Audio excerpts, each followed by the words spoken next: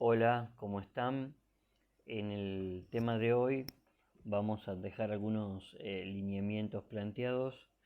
en torno a las cuestiones que tienen que ver con pensar el concepto de economía en el mundo antiguo, más específicamente en este caso con Atenas,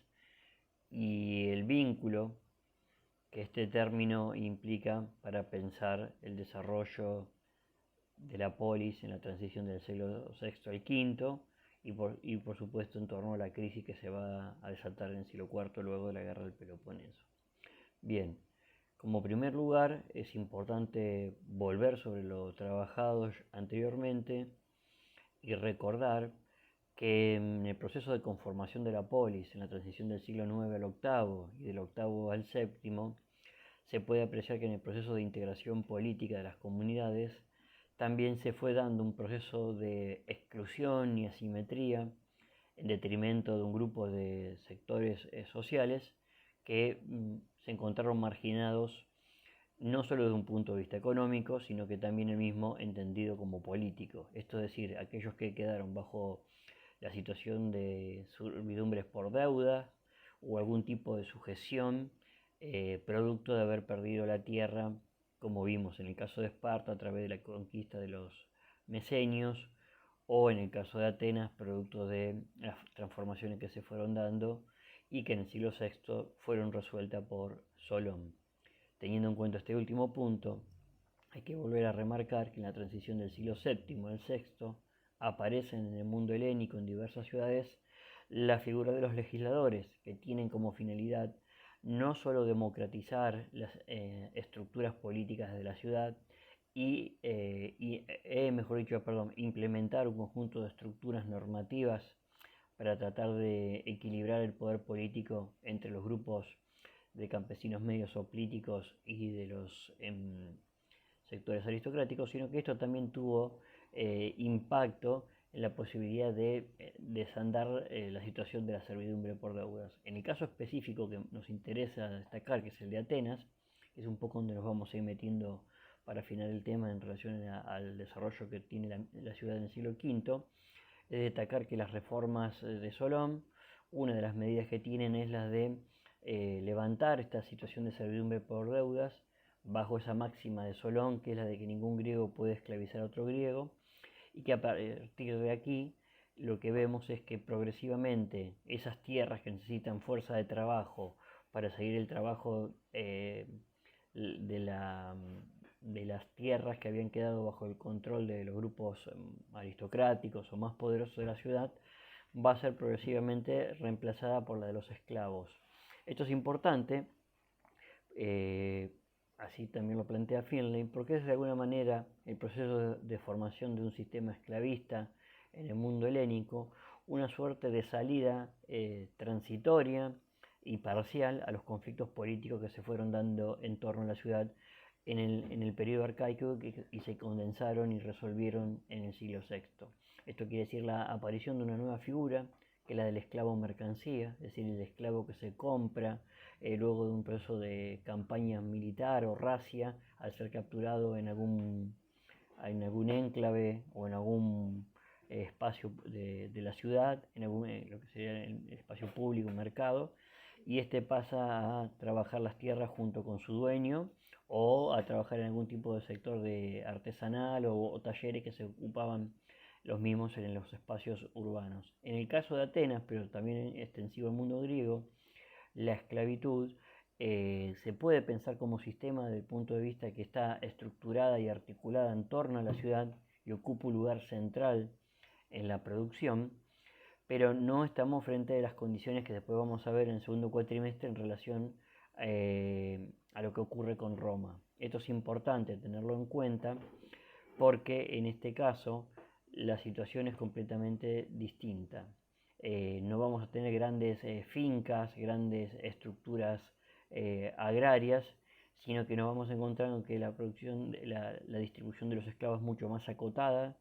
no tenemos grandes terratenientes en Grecia y por lo tanto desde el punto de vista jurídico el esclavo está excluido del sistema de la polis y no implica una competencia política para los ciudadanos que sí están en el debate de la participación política plena, ¿no es cierto? Entonces es un punto interesante de destacar. Junto con este lugar que ocupan los esclavos, que es un lugar importante, se podría decir que tal vez han llegado a tener más de la mitad de la población en cuanto a su peso y un número mucho más alto en el caso de Atenas. Este trabajo se ve complementado, producto del desarrollo que va a tener la ciudad, por el trabajo que van a organizar los comerciantes, una ciudad que se ha volcado a partir del siglo VI, desde la reforma de Pisístrato y luego con el proceso de imperialismo que impacta con la conformación de la Liga Delicoática en el siglo V, la ciudad comienza paulatinamente a incorporar comerciantes de otras ciudades, es decir, griegos que poseen ciudadanía en sus ciudades de origen,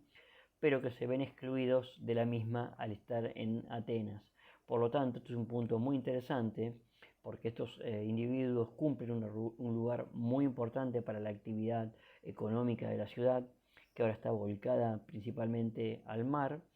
pero no encuentran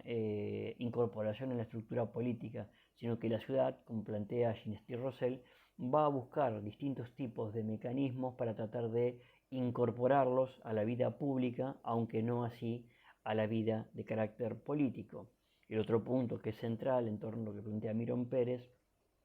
es la situación de las mujeres, ¿no? Que esto también se podría desdoblar en dos situaciones. Por un lado, la situación de las mujeres en relación a la ciudadanía y al ámbito de lo doméstico, y por otro lado, el de las mujeres extranjeras. En el caso de las mujeres vinculadas a la ciudadanía, claramente lo que la autora pone en discusión, retomando un poco los planteos del económico de Jenofonte, es el rol que ocupan las mujeres dentro de la ciudad. Excluidas del espacio político de participación institucional, esto es un elemento que es importante destacar porque continúa con la línea que se dio en el periodo arcaico, es decir, que aunque nosotros discutamos que en el periodo del siglo V en Atenas nos encontramos frente al máximo esplendor de expansión política de este fenómeno que se conoce como democracia radical, y que podamos ver que en la ciudad los varones aún de los estratos populares y de sectores más bajos adquieren cierta participación ciudadana, las mujeres siguen excluidas de este proceso y en algún punto se podría decir que se endurecen, después lo vamos a retomar, las condiciones en las que se encuentran a nivel jurídico. Por lo tanto, el trabajo doméstico no tenemos que pensarlo, como plantea la autora, simplemente como un elemento de carácter reproductivo, sino que ocupa una tarea y un lugar central en el espacio de la ciudad. Y por lo tanto, la tarea de las mujeres, aunque se comporta como un espacio de trabajo no remunerado, tiene que ser pensado y reintegrado desde el punto de vista teórico como un elemento central para la participación y la estructuración de la economía desde una perspectiva política en la ciudad. No es casual que Jenofonte, quien escribe a inicios del siglo IV,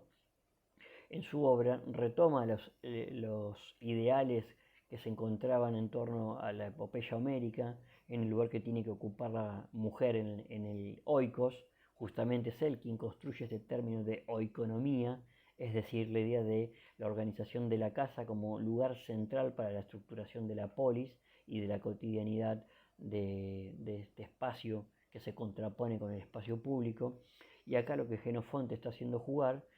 después esto se verá mejor en la situación de la crisis política del siglo y económica del siglo IV, es que las mujeres deben volver a ese espacio doméstico interno y no ocupar el espacio público, debido a que tienen que salir a trabajar en otros ámbitos, producto del impacto de lo que ha dejado las guerras, las diferentes etapas de la guerra del Peloponeso.